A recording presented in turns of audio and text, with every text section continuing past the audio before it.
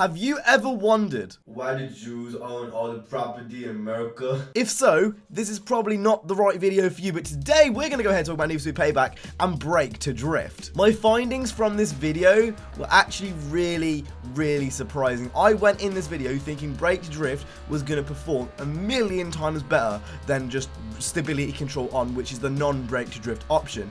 But I did some digging, I did a bit of research, and I did a few tests, and this is what I found out. So I took a stock Hurricane, the one that we used in yesterday's video, into one race. And the whole idea was I was going to do it with Break to Drift on and then Break to Drift off and compare the times. And like I said, what I found out was actually a bit surprising. I did not realize it was going to be so close. So firstly, I'm going to show you the Break to Drift gameplay. And I'm not going to show all of it because it is quite long. I think you know, like 3 minutes each. So I'm not going to sit here and show you the 3 minutes each. And both of the races were pretty fair. I messed up in both equally, and you know, the amount I messed up would have equated to the time I got. So pretty much everything you're seeing here is very fair. I tried to take the same lines, and I also did not use NOS because NOS can be a bit weird. If you go in the oncoming, it regens faster and stuff. So if I was in the oncoming for a bit longer with a certain car, it would have been a bit faster. So I tried to be as fair as possible. I took, you know, the kind of the same lines. I didn't use NOS, and I just tried to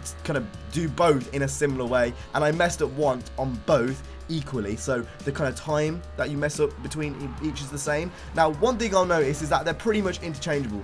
The Break to Drift was still faster, but only by, I think, like half a second. This is something I was really surprised by. When I actually went to Ghost, I had that early recording session for some of the builds that you've seen, that prior. I kind of messed around with it there, and I was noticing some pretty big differences. Me and Theo were testing it out. Then again, Theo's not awfully good at the game, so maybe that's why. But we were testing it out, and there was a huge difference between Break to Drift and non-Break to Drift. But I never got to try it out for myself. I never got to compare my own times. And when I started comparing my own times, there was such a minute difference between the two. It's a bit ridiculous, really. Now, one thing you'll notice with Break to Drift is that you still can take corners at higher speeds, and Break to Drift is still better. It doesn't matter what anyone else tells you, Break to Drift is still better. Now, for me, I'm impartial. I'm in the middle. I don't really mind it too much. I get it. I get why you're annoyed that Break to Drift isn't, you know, is the better way of playing this game in terms of speeds and rankings. But regardless, you know, Break to Drift is better. That's what I'm going to be playing on because it is faster, and if you want to beat auto log times, you know, that is what you want to go for. But with that being said, the difference is pretty small. So if you did want to master stability on and go from there, you probably could get away with it. This Hurricane was a really good car to test it in as well. The fact it was stock and it didn't have anything on it, and I didn't use NOS, were two things which I think really made this kind of test a bit better and a bit more kind of applicable. Anyway, I'm gonna let you just watch the last half of the last lap because I think this is kind of important, just so you guys can see kind of how I was taking the corners and stuff. So I'm gonna go ahead and show you that, and I'll be back at the end.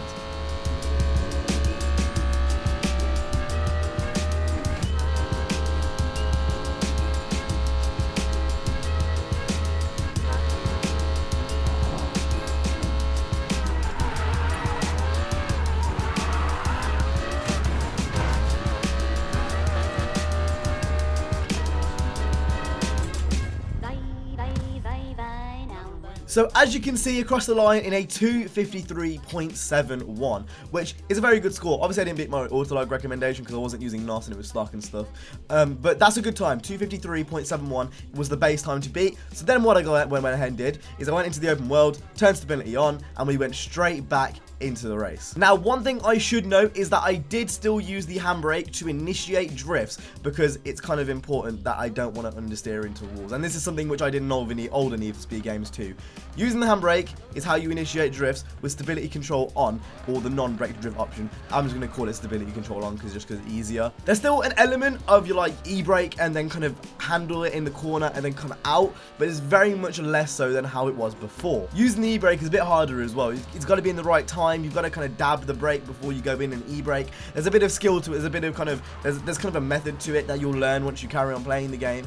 But I've got to say, it's much better than the last game. You can definitely play this game all the way through on hard with stability control on, at least what I've used from this Hurricane. This Hurricane isn't a low-end car. It's 301, so it's at the top, well, the lower end of tier 3, and kind of the top end of tier 2. So it's not a low end car. It's relatively high end. It's kind of in the middle of being high end and low end. So this is a good car to test it out with because, you know, it's the best of both worlds. And I've got to say, the car didn't understeer too much. When it did, I just tapped the e-brake and everything was fine. You know, for obviously the sharper corners. And overall, I didn't lose that much speed. Like in the last game, if you kind of just slightly went to the left, you'd feel the car losing speed. Not so much the case anymore.